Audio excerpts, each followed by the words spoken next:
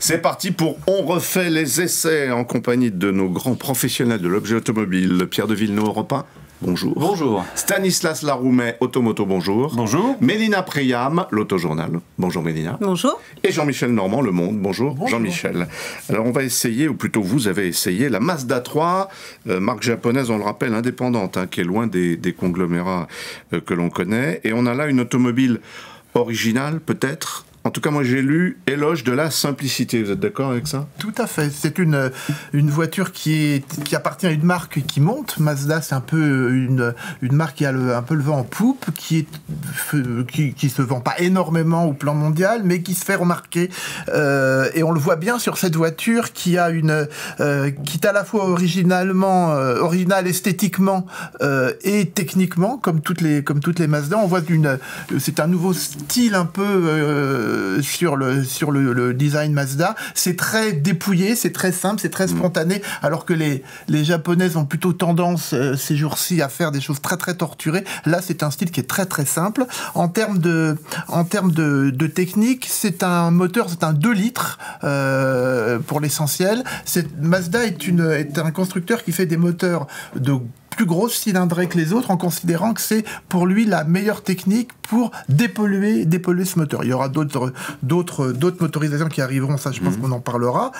Et puis moi j'aime beaucoup cette marque et cette voiture parce que elle me rappelle la défunte marque Saab, qui était une marque qui était originale en termes de design, originale en termes de mécanique, et on retrouve un petit peu de cette équation-là dans les Mazda. Rien que pour ça, je pense que il faut tirer son chapeau à ce constructeur. Alors on verra à la fin de l'essai, mais j'ai l'impression qu'il n'y a pas de coup de cœur pour cette voiture. Stanislas, si? Non, parce que je trouve... moi j'aime beaucoup Mazda, je rejoins tout à fait Jean-Michel là-dessus, parce que c'est un peu comme Honda et BMW, ce sont des marques d'ingénieurs. Alors là, Jean-Michel le disait, il travaille sur la grosse cylindrée pour abaisser les taux d'émission et les rejets polluants, en abaissant le taux de compression. Bon, ça c'est les ingénieurs qui vont comprendre. J'avoue moi-même ne pas tout saisir, mais bon, j'apprécie leur dessin. C'est des voitures qui sont relativement sympas à conduire.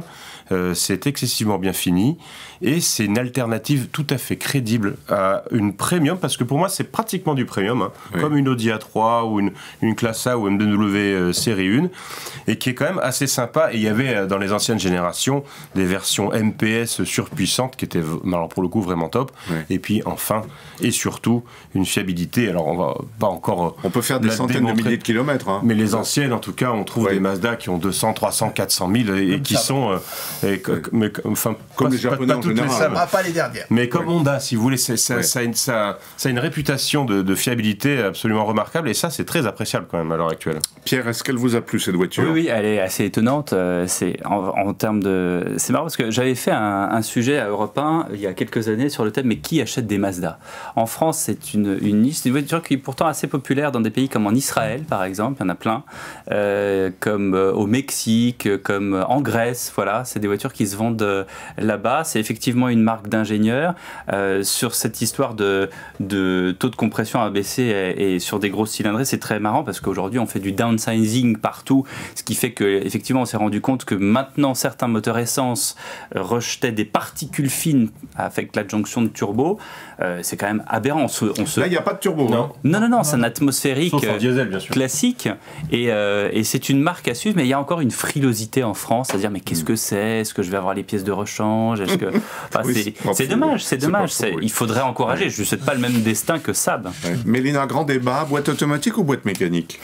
Alors, je rejoins, moi je suis comme mes camarades, j'aime beaucoup Mazda, j'attendais beaucoup de cette auto, et c'est vrai que je l'ai essayé avec une boîte automatique et j'ai été un peu déçue. Donc j'aurais tendance à dire, il faut la prendre en boîte méca, parce que justement c'est une voiture d'ingénieur, c'est une voiture qui met l'accent sur le plaisir de conduite. À l'inverse, la boîte auto, c'est une boîte un petit peu ancienne de conception, c'est une boîte 6, c'est une boîte classique à convertisseur 6 rapports, qui est un peu lente et qui étouffe un petit peu le moteur, sachant qu'au niveau du moteur, pour l'instant, c'est un 2 litres essence 122 chevaux, ce qui n'est pas non plus énorme. Mazda nous avait habitués à un peu plus de puissance. Jean-Michel, tout à l'heure, a un peu défloré le sujet. Ce qu'on attend surtout de Mazda, c'est ce fameux nouveau moteur Skyactiv X. C'est pour quand ça ? Fin d'année sur la 3. Dans l'immédiat, voilà, moi je suis restée un petit peu sur ma faim parce qu'en plus c'est quand même une grosse compacte, 4,46 m, et elle n'est pas du tout habitable. Il paraît qu'à l'arrière c'est pas terrible. Non, c'est pas terrible, c'est assez étouffant. Elle paie clairement le prix de son design, de son style. Alors c'est vrai que c'est une voiture qui est très élégante, des lignes simples, c'est un peu à contre-courant de ce qu'on voit actuellement, et c'est vrai que c'est très joli. Mais voilà, il lui manque un peu deux, trois choses. Quand on compare au reste du segment, moi je trouve que c'est une voiture qui a une vraie personnalité et qui est un peu plus longue qu'une Golf ou qu'une 308. Et je trouve que c'est un bon compromis. Et en plus, elle arrive à être vraiment originale, avec un intérieur qui jusqu'à présent était bien fait, mais ennuyeux comme c'est pas permis. Là, ça s'est pas mal renouvelé, même beaucoup renouvelé. Il y a une volonté de monter en gamme, et tout en restant relativement accessible, parce que bon, c'est le prix d'attaque. Hein. C'est 24 100 €. Ouais. Ça reste relativement. Moi, je trouve ça un peu cher. Ah bon ? Alors, elle est très très bien équipée, mais je trouve que pour un premier prix dans cette catégorie-là, c'est un petit peu cher. Il n'y a pratiquement pas d'options. C'est ce que tu Golf, hein. Oui. À équipement et à puissance égale. Après, au niveau des équipements, alors justement, moi je trouve que les aides à la conduite, tout ça, sont pas tout à fait aussi au point que ce qu'on voit chez la concurrence. Et la bataille des écrans, c'est pas leur truc. Hein. C'est pas la dalle Mercedes. Hein. On est très loin de ça. L'écran n'est pas tactile. Ça, après, je pense que c'est un choix. Moi, je critiquerais pas forcément le fait de ne pas avoir un écran tactile et de garder une commande manuelle, parce que c'est juste une question d'habitude. Mais c'est vrai que c'est aussi à contre-courant de ce qui se fait actuellement. Il y a les vitres électriques quand même.